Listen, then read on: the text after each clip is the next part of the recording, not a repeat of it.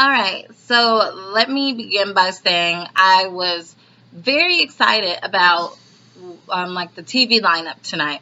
My Thursday nights were going to be back to normal, Scandal and How to Get Away with Murder.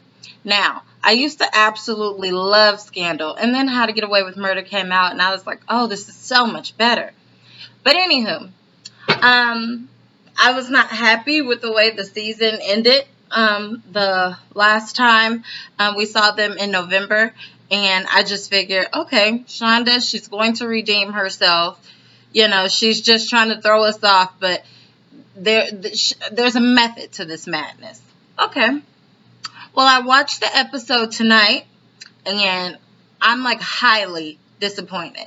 Like, this is Scandal season 5, episode 10, and I think it's called It's Hard Out Here for a General, something like that. Okay, whatever the case. I was like very irritated. There has never been a time where I've watched a TV show and I absolutely hated the main character. And I used to love her. She used to have this like fire to her, this power. I was like, oh my gosh, I wish I could be a fixer in real life because I could do that. Like, and her fast talking, and she always has everything under control. Hence her famous quote, it's handled. Okay, well, she can't handle anything anymore. Like, she has nothing under control. I absolutely hate what they have turned her character into. And, you know, which is really odd because I absolutely love Daddy Pope. I love her dad. Rowan, Daddy Pope, all the different, Eli, all the different names he goes by. I love him. And it's really odd because I feel like Olivia is turning into her father, yet I hate her. And let me start off by saying I was like crushed when she decided not to be with Fitz. I was so upset. At the same time, I know that she did not do all of this work in her life to simply become a housewife. So I feel like there could have been some compromise there. But I feel like she gave up. She didn't even want to talk to him. They had like no chance. Okay. Because she was scared of becoming the first lady, but you were dating the president. So, okay, whatever.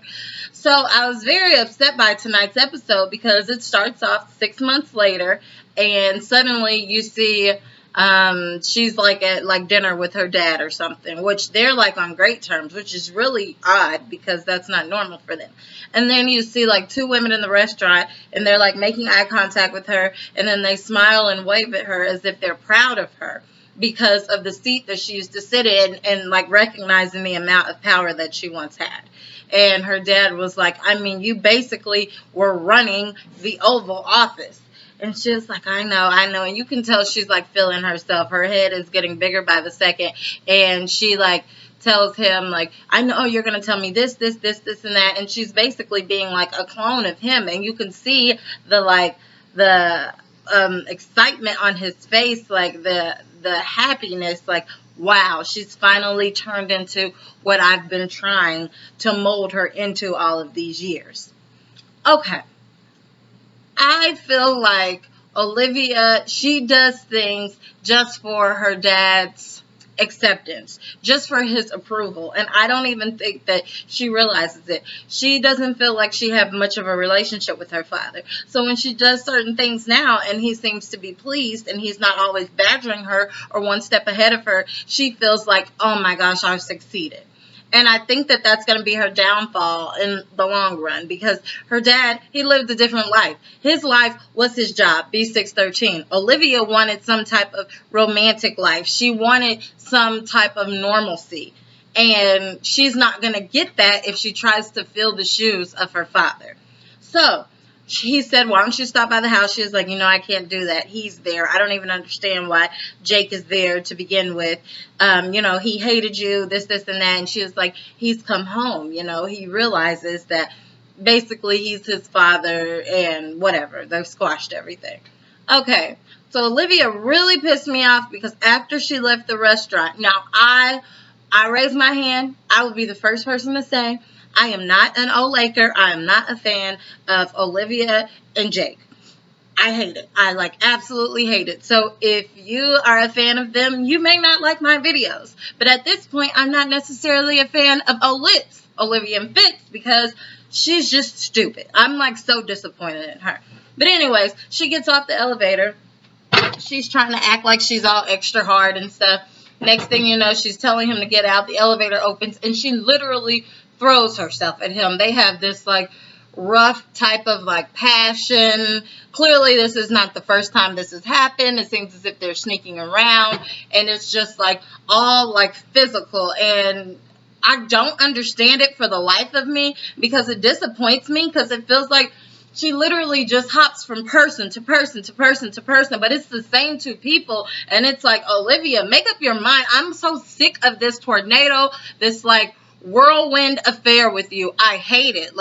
You drop one of them, then you pick the next one up, and then you drop him, and then you go back to him, and like make up your mind, because at this point, like, you really don't deserve to be with either one of them. Like, do you even care about yourself? Like, who do you love? Who do you want to be with? You're just going to continue giving your body up back and forth, back and forth, back and forth. And I hate that this is like your character's weakness. I absolutely hate it.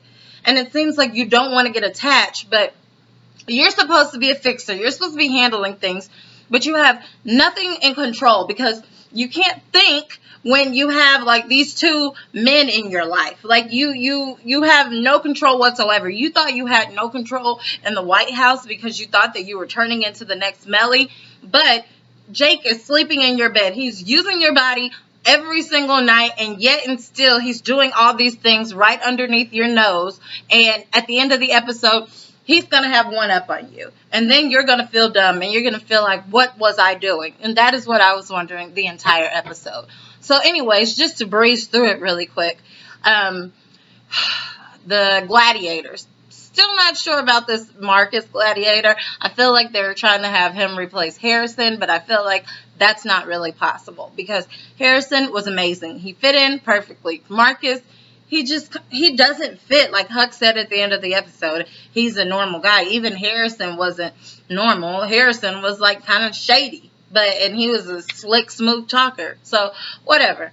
They have a case, and it's of like this lady that's the head of the NSA, and her boyfriend's the only one that's had access to her house, and basically someone had hacked into her computer, stolen like these like top secret files that didn't need to be released to the public. And so the whole episode, they're basically trying to find this guy. His name is Bill. She doesn't think that he's capable of doing such a thing, because he loved her so much. She screened him and everything. Quinn is looking everywhere. Huck is looking everywhere. And mind you, they are experts, so they generally are able to find these types of things. So at first, for a second, I'm thinking, well, maybe the lady did it. Maybe the lady set him up. But she's like, hey, it's my fault. I'll take the fall for it, because I shouldn't have had those files on my home computer anyway.